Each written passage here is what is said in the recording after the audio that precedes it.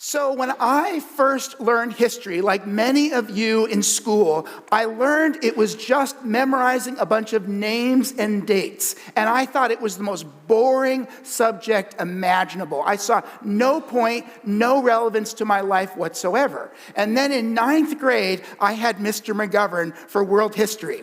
And Mr. McGovern taught me that history is not about just names and dates. He introduced me to the real people that lived and helped me to see that these people who lived were not really that different from me. And they made real decisions and real choices that were powerful, that made a huge difference, some for good and some for ill. And it really opened my eyes, and I became alive and excited about history, that this is so important, and it changes the way we think, it changes the way we understand the power and impact of our choices, and I long to learn more about it. Now, many of us learn Christianity, in a traditional way to teach Christianity is through catechism.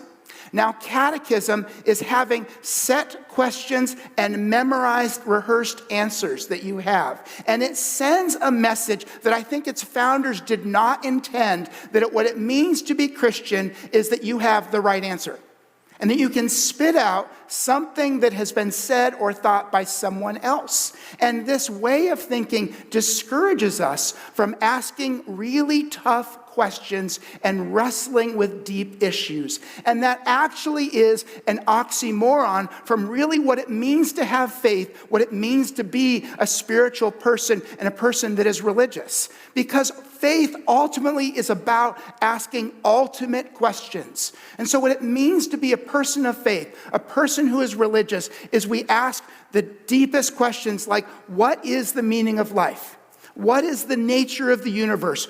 Who am I? Why am I here? That these are questions to which there really are no easy memorizable answers for. They're questions that lead you in a path and lead you in a search, and they stretch and expand your mind as you seek to understand something that is beyond our ability to fully comprehend, the infinite God who created an infinite universe. And so this is so critical to being a healthy person that grows in faith, is that we are people that are not afraid to ask tough questions. And this is normal and healthy in our church. This is something that newer Christians do more naturally, and we older Christians need to do more. Because you can start to coast in your faith. You can start to get stagnant. And when you ask the tough questions, it shakes things up and makes you think in new and fresh ways. And so my prayer for this series, if it does nothing else, that it changes the culture of our church where it becomes normal and healthy and valued that we are people that ask tough questions, and even questions that may not have easy answers. So I'm going to address several tough questions in this series. I don't pretend that I'm going to get to every question, and I don't pretend that even this morning I'm going to fully answer these deep questions, but I hope this kind of begins to prime the pump, to get us to think, to give us ways to think about our tough questions. And then ultimately what we want is we want you to start asking your questions. So on January 25th, Nate and I are going to sit up here, and we are going to answer the questions that you guys have sent in. And so we want you to send in your questions. I don't know if there's a picture of the QR code. We're going to have a QR code up there where you can scan on and submit your questions. You can text me. You can send an email to myself or Nate. You can hand me a handwritten note and give me your questions. And I want to give you a picture of what this is. I got the first one. I love this. Okay, you ready for this? This is a great question.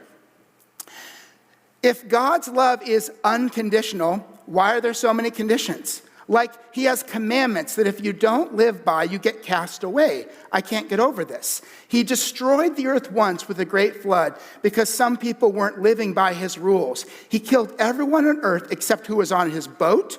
So the world starts again with his wife, sons, and daughters. So all the world's animals fit on his boat? What about the animals on the other side of the earth? Were they not affected by the great flood somehow? He couldn't possibly fit one male and one female animal. They just didn't exist in the area he lived in. What did he feed these animals when he were on his ship? It rained for 40 days and 40 nights, and then you need to wait for the water to reside. I mean, that's a long time. Where would he store the massive amount of food for his 2 elephants? This is a man who's supposed to love everyone no matter who you are or what you've done, but he has no issue killing everyone on earth and resetting. I just can't get over this. Adam and Eve is weird too. Everyone is inbred. If we go with this story, then we start again with Noah's inbred family. So this is a hardball question. I love hardball questions. We are too afraid to ask hardball questions in church. And I'll tell you, there are no easy, simplistic answers to hardball questions, but it's healthy. It really brings life and passion into your faith. It helps you connect with the truth. So yes, we are going to address some elements of this question. I'm probably, because there's so much there in that question, I'm probably not going to address every part of that. But I just pray that we're not afraid to ask questions like this. That maybe even sound irreverent, but it's honest and it's what we think. So the questions that we're going to address is next week we're going to be talking about why is there suffering? This is one of the most common questions. Why is there so much pain in this world, especially if our God is so good and our God is so sovereign? And then we're going to ask the question, why would such a good God create hell? Doesn't that sound like a contradiction? Why would hell exist if God is so good?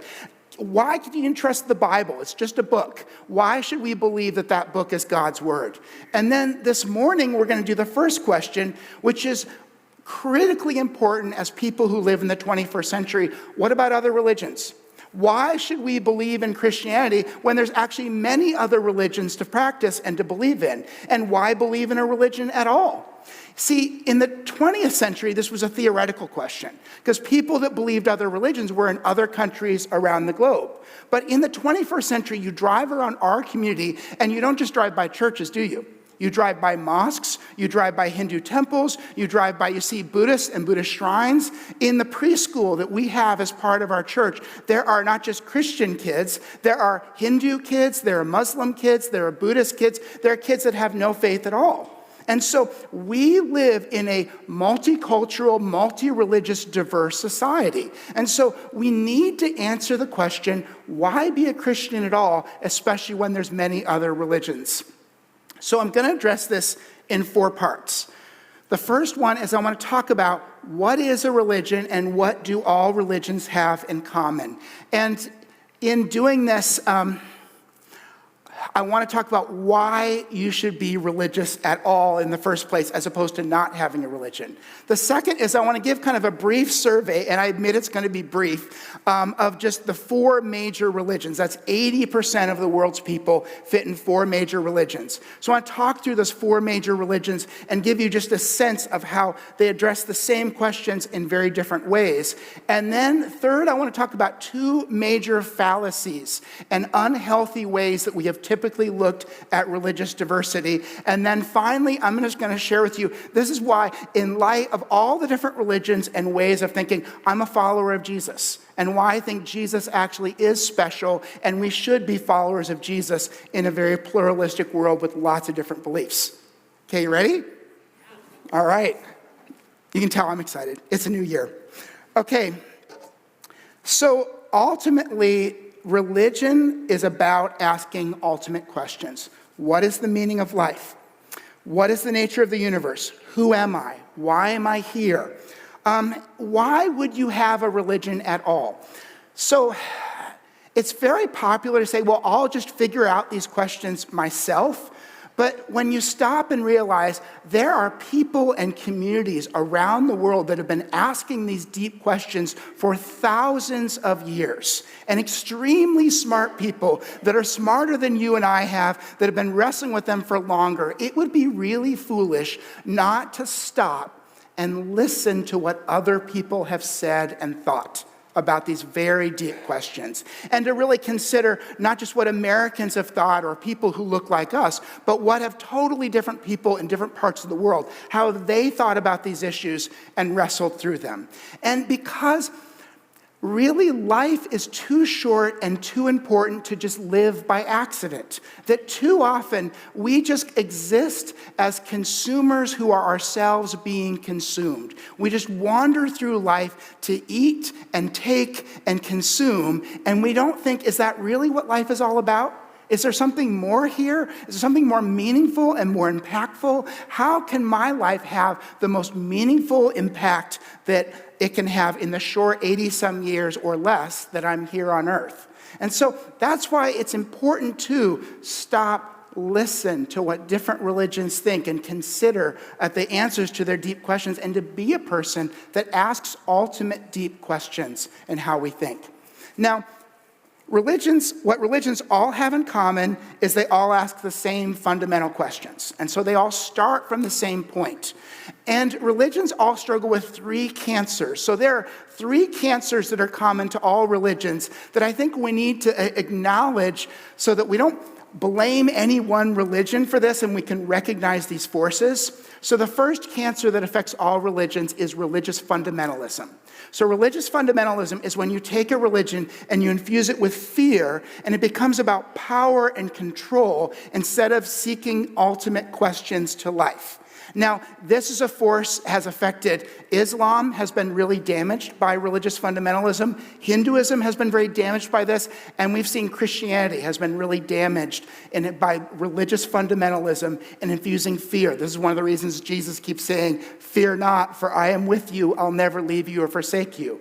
So religious fundamentalism is a cancer that affects all religions, not just Christianity, and we need to see behind fundamentalism to understand what the religion's really all about. Second one is monetization. Sadly, every single religion has been used as a way to take people's money. You know, people have seen that when you're asking questions of what is the meaning of life and what's my life all about, that should affect how you use your money. But people use that as an opportunity to grift and take money from you and, sell you cute little religious trinkets in order to make a couple bucks. And that really just warps and damages the religion. Christianity has really been affected by that with the prosperity gospel. But that's also hurt Islam and Hinduism and Buddhism as well. The third cancer is syncretism. Now, syncretism is very common, much more than we realize. That's when you mix a religion with a local culture, and you get kind of a folk religion. So there's a lot of folk Islam, folk Hinduism, folk Buddhism that's not really the religion. It's more of a weird mix. And sadly, we see a lot of that in America. We see a lot of kind of folk Christianity that's a very popular Christianity, but it's not really Christian. It's more of a mix of a local culture and the religion of Christianity. So why I talk about Christian nationalism so much is it's actually all three. Christian nationalism it's fundamentalist in its character and nature. It uses fear and tries to make Christianity about power and control, which it's not. It also is a form of grift. It's a way of taking people's money. And then it's a syncretism. It's a mix of other cultural factors and Christianity where it's really not either one. So seeing through these three cancers on religion helps us to understand what the religion's really all about. And so we have that in common, the same problems that any other religion has. Now, I believe that as messy as that gets, dealing with those three cancers, I believe it is more than worth it to work through the mess in order to get to the meat of what these faiths offer. So how do we understand? I mean, there's so many different religions. How do we understand the religious landscape? It really helps to understand that really 4 religions occupy 80% of the Earth's population. So while there are many other religions, if you really talk about the big 4, which is Christianity, Islam, Hinduism, and Buddhism, you really get a deep sense of the religious landscape and understand kind of the diversity of religious thought and how different religions address different issues. So this can be divided into the 2 Indian religions. So Hinduism came about 2000 BC, Buddhism broke off of Hinduism, and these 2 religions are very related. And then the 2 Abrahamic religions of Christianity and Islam that are very related as well. And so seeing them together. Now, let's start with Hinduism. So this is the Bhagavad Gita. Hinduism began about 2000 BC, first scripture is written about 1500 BC, so pretty comparable to when the Old Testament first began to be written. This is the most famous of the Hindu scriptures, but really if you look at the whole corpus of Hindu scripture, it's about 20 times as thick as a Bible. And so it's incredibly huge. This is a story about Krishna revealing the meaning of life to a prince who's trying to decide whether or not to go to war. And this is a very loved Hindu scripture. So Hinduism answers the question, what is the nature of the universe, by saying it's Brahman. So Brahman is the impersonal force of existence. So whereas Christians believe in a personal God, Hindus believe more of an impersonal force. A lot of George Lucas and Star Wars comes from kind of Hindu and Buddhist thought and ideas. And so it's this impersonal force, and then who are you? You are a drop of Brahman. So like the ocean is Brahman, and you're just a drop. And you're really not any different from any other person. You're just a drop from the massive sea of Brahman. Now, what is the main problem that we deal with? Is satsama. So that Hindus believe in reincarnation, that you go through a constant cycle of suffering, death, and rebirth. Suffering, death, rebirth. Suffering, death, rebirth. It's kind of funny. We say, oh, wouldn't that be really nice to be reincarnated? Hindus are like, no way. Like reincarnation is horrible. This world is nothing but suffering and pain and death. You don't want to go through more than one life. And we do over and over and over again, and it's terrible.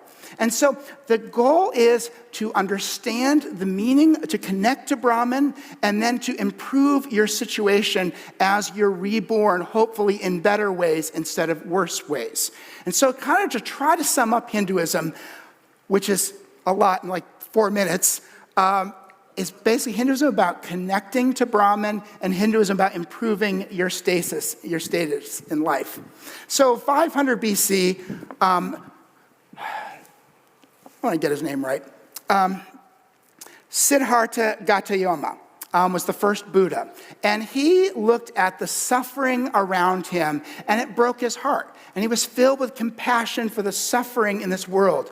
And he meditated for 40 days and 40 nights, and he received enlightenment. And this, the Lotus Sutra, is some of his teachings and writings about what he believed and what he saw.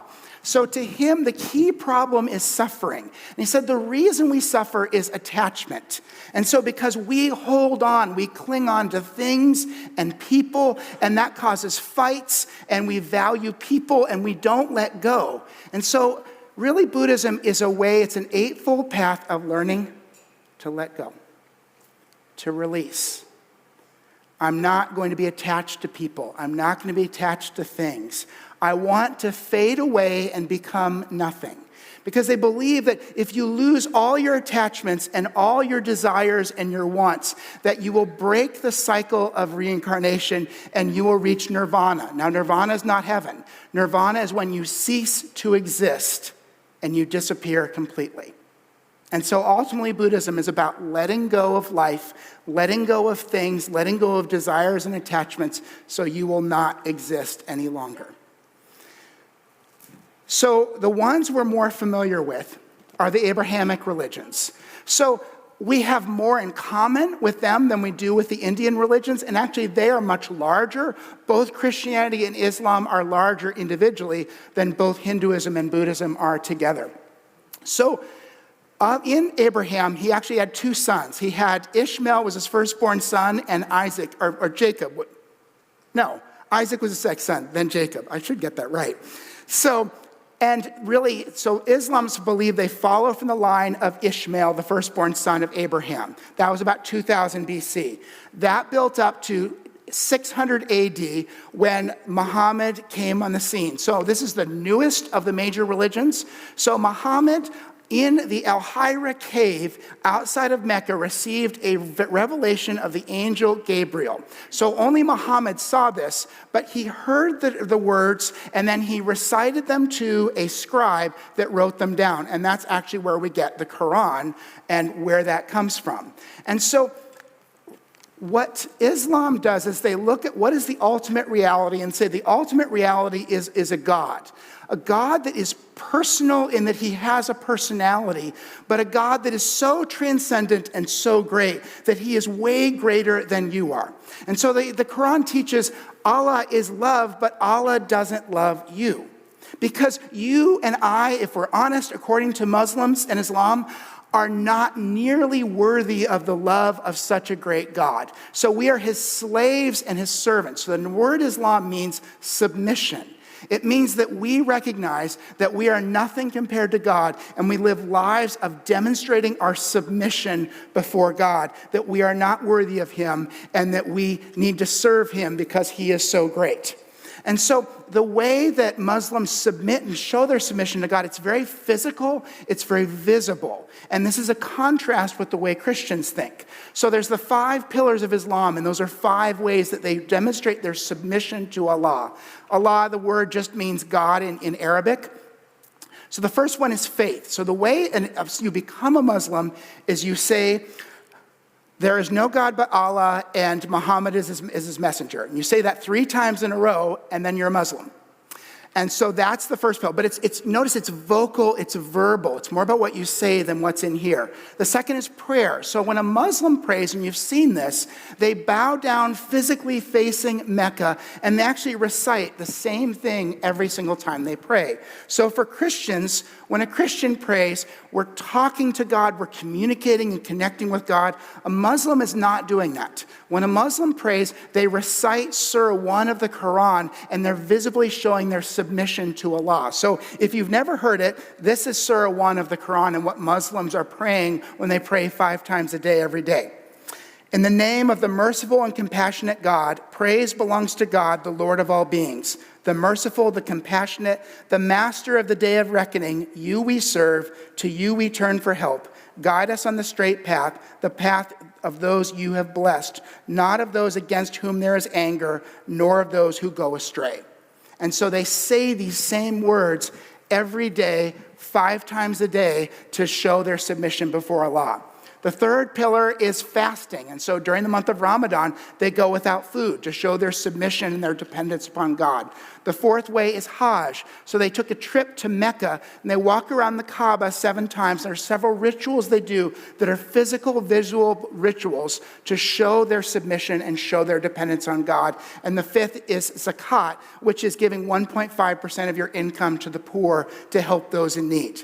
And so something that is really straight, it's physical, it's visible, it's about showing your submission, it's about what your body is doing and what your mouth is doing. And for Muslims, their hope, what heaven is for Muslims is they believe in heaven like Christians do, but heaven is a reward that you might get if you have submitted well enough to Allah.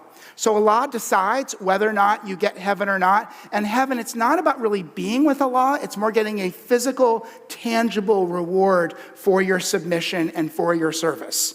And so there are things that are similar, but they conceive of heaven very differently than Christians do.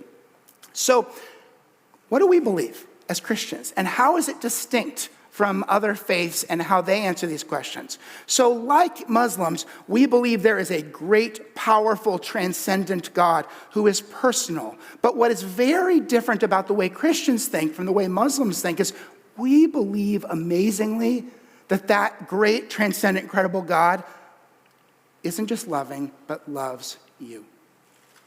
And wants a relationship with you, wants you to know him. And so in contrast, that we believe that God actually came in person as Jesus Christ because God wanted us to see him and know him and have a relationship with him and to make a way for us to understand God and be with him. That's perhaps the greatest teaching is the gospel, which is the center of Christianity. For God so loved the world. Like, this is so important. God loves everyone. That is so foundational to Christian thought, that he gave his only son, that Jesus died on the cross in submission to you who don't deserve him to submit to you because he's so great, and out of love for you and to make a way for you to be with him forever in heaven, to be forgiven, to be loved, to be valued, to be risen from the dead. And that the greatest teaching that Jesus gave, he said, if you sum up the whole law, which is basically all the Bible, all the scriptures, you would sum it up by saying, love the Lord your God with all your heart, soul, strength, and mind, and love your neighbor as yourself. So what is Christianity about? It's all about love. It's about being loved by God. It's about loving God back. And it's about loving one another. And so what is heaven to a Christian? Heaven is about when we get to be in God's presence and be loved by God personally, and to love God back forever, and to love each other forever. And so, while yes, there are similarities in how we think, where we go with those deep questions and the deep assumptions that we make about the way the world works and the way the universe works are actually radically very different. And so that's something, the reason I spent all that time walking through the 4 different religions is I want you to see how distinct and different religions are, even though we start from the place of asking ultimate questions. Now, there's so many resources. You can watch YouTube videos to kind of learn about different religions, and I think that actually is helpful as a follower of Christ to learn about different religions. So with that in mind, I want to talk about 2 fallacies in terms of how we think about other religions. The first fallacy is that if you are a passionate Christian, you need to be against Muslims, Hindus, and Buddhists. That you are superior, that you need to be afraid of them, that somehow we're good and they're bad. And I really don't believe that's healthy. I think it's more of an expression of our insecurity than a healthy faith in Jesus. So when I was a brand new Christian, I took a class on Islam. I took it from a Muslim woman scholar who she shamelessly tried to convert us the whole class. She taught us the Quran. We learned about the Hadith. We learned about Islamic history and Islamic tradition. And all my Christian friends were freaking out. They're like, Jeff, you are brand new to faith. This is the worst thing you could possibly do is learn about Islam. You're going to damage your faith by learning about Islam. And I want to tell you, I walked out of that class every day. 2 things. One, I am so grateful for Jesus. I'm so grateful for how good Jesus is, and how kind Jesus is, and how loving Jesus is. And I gained a real respect and appreciation for Muslims. That I don't fear Muslims. I'm not against Muslims. I mean, one thing I stop and I think about, they're really serious about the greatness of God. And I think about, for us, I think we kind of water down God. We make God so weak and so low. We make God kind of like us, that the Muslims are really right, that God is really great and transcendent. But the difference is this amazing God actually came for you and me and loves you and I, and it helped me to be so much more grateful for Jesus the more I learned about Islam. Now, I actually, I read the Quran there. I got this copy of the Quran, the Alan Jones version of the Quran. I read this through cover to cover. And it did a couple things for me. One, yes, it's very different than the Bible, and you really see the distinctness when you read the Bible and the Quran side by side. It helped me understand, because there's a lot of information in the news about Islam. It helped me to see when I hear some things like, yeah, that's consistent with the Quran, and other things, no, that really is not, and helped me to discern, and so that was really helpful. I've shared with you guys, really openly, we preached another series, it's like a year and a half ago now, about different religions. And I talked about Buddhism and how, if I wasn't a Christian, I might be a Buddhist because I have a lot of respect for Buddhism. So what I love about Buddhism is how they teach about letting go of this world, letting go of attachments. But what makes me sad when I think about Buddhists is I think about they let go in order to become nothing and cease to exist. But for us as followers of Christ, we let go of the silly things of this world so we can fill ourselves with Jesus, so we can be filled by the love of God. That it's not in emptying ourselves so we become nothing, it's in emptying ourselves of what is not important so we can fill ourselves with what truly is. And so there's a way we can love and respect our Buddhist friends, but see, you know what? I think you missed one step. Like, I love how you start, but there's a way to finish with Jesus that's really beautiful and precious. And so I just want to encourage us, like, we do not need to fear other religions or people of other religions in our community. And I think it does help to learn about that. I think when you're secure in your faith in Jesus, that it actually helps deepen your trust in Jesus and help you appreciate Jesus more the more you learn about other faiths. Second fallacy I want to address is very common. It sounds really nice. It's really not. All religions are basically the same. You guys are all you're just trying to be good people, and you're good people in different ways, or you're all just different paths to the same God. That when you really stop and you look at the diversity of religious thought around the world, that's actually, it sounds nice, but it's a really ignorant statement. Because it just profoundly is not true. We do have things in common with other religions in that we are all asking some of the same very deep questions. But here where Christians say, I believe you ought to go this way. And Muslims are saying, I believe you ought to go this way. And Hindus are saying, I believe you ought to go this way. And Buddhists are saying, I believe you got to go this way. And it matters which way you go. It matters where you end up, and it matters how you answer these very tough, deep questions. So we are not all the same, and really the core is not just trying to be a good moral person.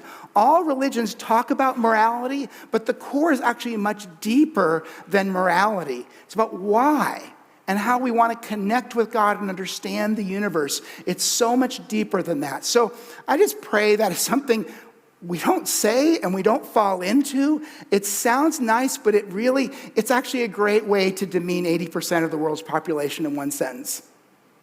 So, all right, with all that in mind, why be a follower of Jesus? Why Jesus and not other faiths? So, two things. I mean, we could be in here for a couple hours, but I want to just really focus in. One thing that really stands out about Christianity is when you look at a map of where do Christians live on earth. You see a very big difference between Christianity and the other three religions. So according to Wikipedia, they chart 222 different countries and territories. When you look at how many of those have 5% or more of a different faith, for Buddhists, there are 8 countries with 5% or more of their faith. For Hindus, it's 13. For Muslims, it's 99, and for Christians, it's 190. And so almost where do Christians live? Every country on earth. Where is Christianity followed and believed? Who are the people that believe in Jesus? All of us. Okay, what is the main country or the most important country of Christianity? So for Buddhism, it's Southeast Asia. That's really the central part of Buddhism. Probably Nepal might be a big one. For Hinduism, it's obvious, it's India. For Muslims, Islam is a very diverse faith. It is very much centered on Arabic culture. And you take a Hajj to Saudi Arabia, which is the center of Islam. What's the most important country for Christianity? That's part of I'm beating the drum to death, but why I really have a problem with Christian nationalism. America is not the most important country for Christianity, and we demean our faith when we try to think that way. That every country, they're passionate followers of Jesus here, Mexico, Brazil, Cameroon, Kenya, France, India, Spain, China, all over the world. It is so cool that when we go to heaven, there'll be people from every tribe, tongue, and nation. And there are 6,700 different languages the Bible has been translated into. And what that means is God speaks powerfully and impactfully to all different kinds of people from all different kinds of culture. Now, to give you a comparison, the Quran has been translated into 90 languages. That's a big difference. And so when you really stop, what is really true? What is really profound? What is really universal? What have people from not just our culture, but all different cultures found to be true and connected with? It's not even close. That in Islam, and there's a lot of good things about Islam, but something that really strikes me is you have to read the Quran in Arabic. that it's not the Quran if you don't read it in Arabic. It can't be translated. That a lot of the culture of Islam, while Islam is open to all, the cultures are very focused on Arabic culture. And I think that's very revealing in terms of what the religion is really all about. And is this really of God that is for everyone, or is this of a particular culture? So that's a big deal. The second one is, as I look at other faiths, none of them really give you evidence or reasons to believe. So the Buddha was a real person, lived in 500 BC. He really taught you can go to the places, but really the essence of Buddhism is based on what one man said and thought. And I think he thought a lot of really good things. But there's really no external evidence or proof that this is true. And with Hinduism, there's really no evidence that we do get reincarnated. You know, this has been studied quite a lot. And there's a lot of us that would like that if that were true, but there's no evidence or proof whatsoever. And really, Hindus just see this is eternal. It's always been, so there's no need to give evidence. For Islam, the key proof of Islam is they say no one can write Arabic as good as what the Quran says. And that's really kind of a judgment statement.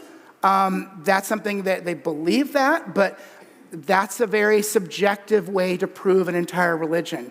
And what strikes me is the angel Gabriel appeared to Muhammad in a cave privately. No one ever saw the angel Gabriel except for Muhammad. So all we have is Muhammad's word on what happened. So it's trusting one person. None of this was done publicly. So there's one miracle in Islam where Muhammad flew on a magical horse from Mecca to Jerusalem and back in a single night, but no one ever saw it. So there's just no evidence to show it.